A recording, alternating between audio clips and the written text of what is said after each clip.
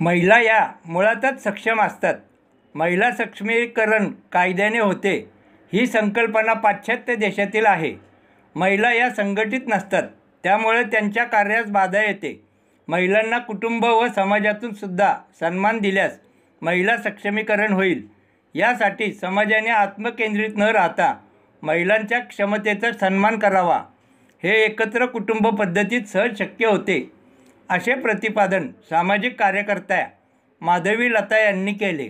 Deccan education सोसायटीच्या श्री नवलमल फिरोदिया विधी महाविद्यालयाच्या वतीने आयोजित कानून के माध्यम से महिला के सक्षमीकरण या विषयावर मार्गदर्शन करताना त्या बोलत होत्या.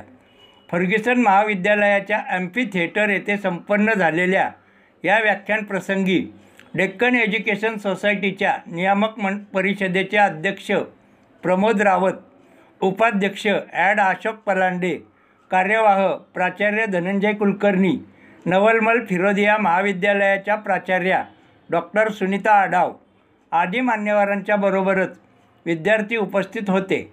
या कार्यक्रमाचे संयोजन सहाय्यक प्राध्यापक हनुमंत दोडके तर सूत्रसंचालन आराधना आमरे यांनी केले.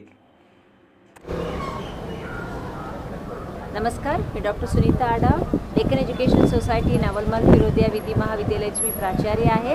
आणि आज 21 जून 2024 रोजी आम्ही माधवी लता जे आहेत हैदराबादहून त्यांचं आम्ही व्याख्यान आयोजन केलं होतं. त्याच्यामध्ये empowerment of woman through law या विषयावर त्यांचं व्याख्यान ठेवलं होतं. या कार्यक्रमासाठी संस्थेचे अध्यक्ष प्रमोदजी रावत सर, तसेच उपाध्यक्ष Ashok Palande sir, advocate Ashok Palande sir आणि बाकी सेक्रेटरी, स्टाफ आणि बरेचसे बाहेरचे जे लोक आहेत ते उपस्थित होती. विद्यार्थी उपस्थित होते.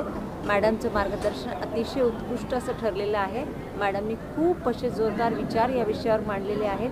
असं खूप सुंदर व्याख्यान झालेलं आहे.